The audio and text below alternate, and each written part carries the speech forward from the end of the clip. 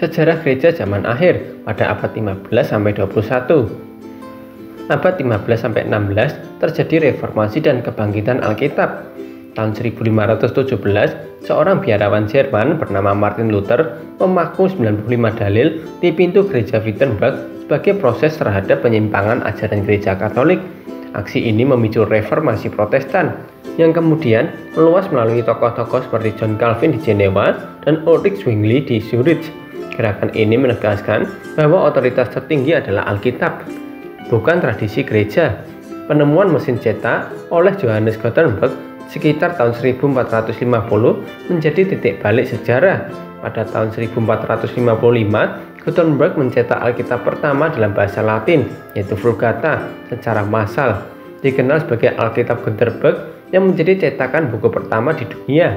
Tidak lama kemudian, semangat reformasi mendorong penerjemahan Alkitab ke dalam bahasa lokal. Pada tahun 1382, John Wycliffe telah menerjemahkan Alkitab ke dalam bahasa Inggris dari Vulgata. Penerjemahan yang lebih akurat dilakukan oleh William Tyndale pada tahun 1526, yang menerjemahkan langsung dari bahasa Ibrani dan Yunani ke dalam bahasa Inggris.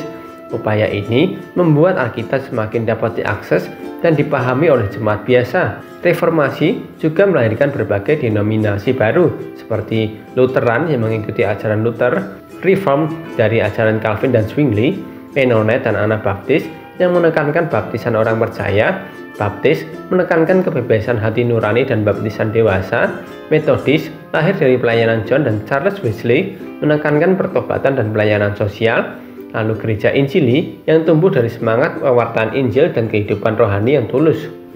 Lalu pada abad 17-18 adalah masa penjelajahan, pietisme, dan juga Alkitab untuk dunia.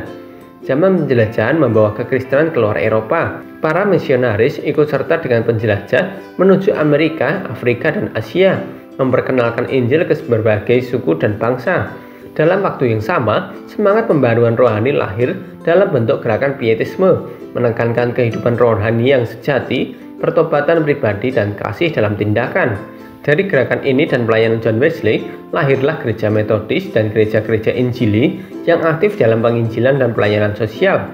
Lalu, Renaissance yang dikenal sebagai masa kebangkitan intelektual dan budaya, membuka kembali pemikiran-pemikiran klasik serta menumbuhkan semangat kebebasan berpikir dan kembali ke sumber asli, termasuk teks-teks Alkitab.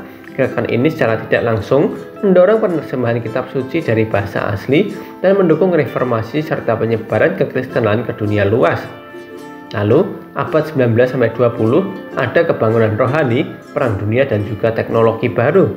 Kebangunan rohani besar terjadi di Amerika Utara dan Inggris, ditandai oleh pertobatan massal, semangat penginjilan, dan lahirnya pengkhotbah besar seperti Charles Finney, D.L. Moody, dan Billy Graham. Pada misi ini, kekristenan mengalami pertumbuhan luar biasa dengan jutaan orang bertobat, gereja-gereja bertumbuh pesat, dan penginjilan lintas benua makin meluas. Alkitab diterjemahkan ke dalam ratusan bahasa, dan organisasi seperti Wycliffe Bible Translator dan United Bible Society mempercepat proyek penerjemahan hingga saat ini, menjangkau suku-suku terpencil. Pada tahun 1906, kebangunan rohani di Azusa Street di Los Angeles memunculkan gerakan Pentakosta yang menekankan kuasa Roh Kudus, bahasa roh, dan kesembuhan ilahi. Gerakan ini menyebar begitu cepat ke seluruh dunia dan melahirkan berbagai gereja Pentakosta dan karismatik. Lalu, Perang Dunia tahun 1914-1918 mengguncang peradaban Eropa dan menyebabkan jutaan korban jiwa. Banyak orang mulai melakukan moralitas peradaban Barat, termasuk peran gereja yang selama ini dianggap dekat dengan kekuasaan politik. Di tengah kehancuran, gereja-gereja menghadapi tantangan untuk memberikan pengharapan sejati di tengah penderitaan manusia. Pelayanan sosial, rumah sakit, dan penginjilan kepada prajurit dan korban perang menjadi bentuk nyata kasih Kristus. Perang Dunia II tahun 1939 sampai 1945 bahkan lebih menghancurkan dengan genosida besar-besaran termasuk Holocaust, di mana 6 juta orang Yahudi dibunuh oleh rezim Nazi.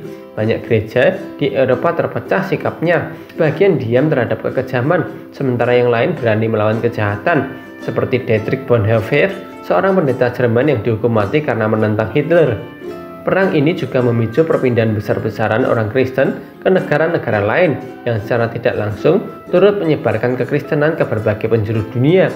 Setelah perang usai, kebangunan rohani dan pengharapan akan kedatangan Kristus kembali menguat karena banyak orang menyadari rapuhnya dunia tanpa Tuhan. Lalu ada film Kristen pertama, From the Manger to the Cross tahun 1912, diproduksi di Amerika dan menceritakan kehidupan Yesus. Sejak itu, media visual menjadi alat efektif penginjilan dan pembelajaran iman. Lalu, abad 21, gereja digital dan kekristenan global. Memasuki era digital, gereja memanfaatkan teknologi untuk menjangkau dunia.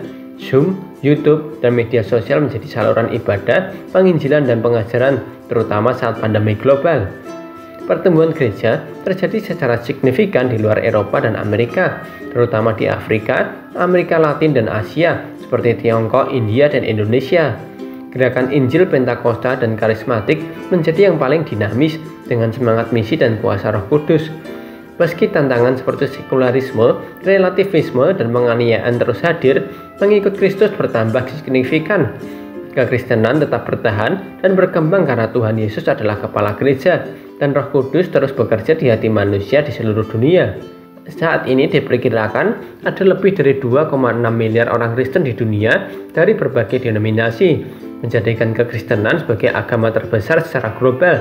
Ini membuktikan bahwa Roh Kudus benar-benar menyertai dan menolong orang-orang percaya untuk memenuhi amanat agung sampai Tuhan Yesus datang kembali. Injil telah tersebar ke seluruh dunia, dan kini gereja menghadapi tantangan baru di masa depan, yaitu masa kesengsaraan menjelang kedatangan Tuhan. Apakah kita sudah siap untuk menyambutnya?